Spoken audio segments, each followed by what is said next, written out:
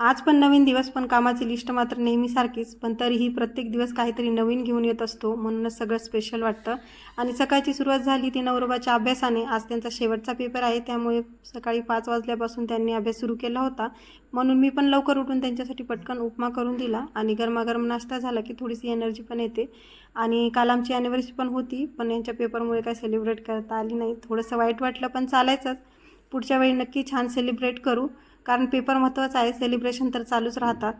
मग छानपैकी तयार होऊन देवपूजा करून घेतली. हा जो राजेचा फोटो आहे ना, तो काल माझ्या भावाच्या लग्नामध्ये मुलासाठी दिलेला आहे आणि खरंच देवघरात खूप छान दिसतोय. मग पुढचं काम म्हणजे स्वयंपाक, तोही करून घेतला. आणि जेवायला तर आम्ही तिघंच होतो. आणि शनिवार रविवार मुलांना सुट्टी असते, त्यामुळे थोडे कामं पण निवांत चालले होते. मुलांना आंघोळ वगैरे घातली, त्यांना छान रेडी केलं आणि थोड्या वेळाने कपडे पण धुवून घेतले. मग मस्त गरमागरम जेवण केलं. वांग्याची भाजी, भाकरी आणि थोडी फ्रीजमध्ये घोळ्याची भाजी होती, ती पण परतून घेतली. छानपैकी जेवण केलं.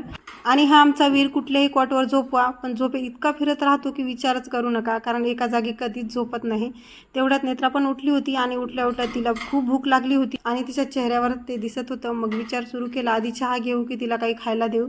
आणि फ्रीजमध्ये बघितलं तर एक कद्दू होतात. म्हणलं चला याचं पटकन तिला धपाटे बनवू देऊया. चहा होईपर्यंत तो किसून घेतला आणि मग लगेच धपाट्याचं पीठ मळून घेतलं. मस्त गरमागरम धपाटे केले आणि नेत्राला दह्यासोबत दिल्यावर तर ती अजून खुश झाली. मग वीर पण उठला आणि दोघांनी मस्त एकत्र मिळून जेवण केलं. जेवण इतकं त्यांना आवडलं की पोट भरलं, पण मन काय त्यांचं भरलंच नव्हतं. आणि दही लावून परत रोल करून फिरत फिरत खाणं त्यांचं चालू होतं. चला तर असं तर त्यांचं चालूच राहणार आहे. भेटूया आपण पुढच्या ब्लॉगमध्ये. तोपर्यंत बाय, टेक केअर.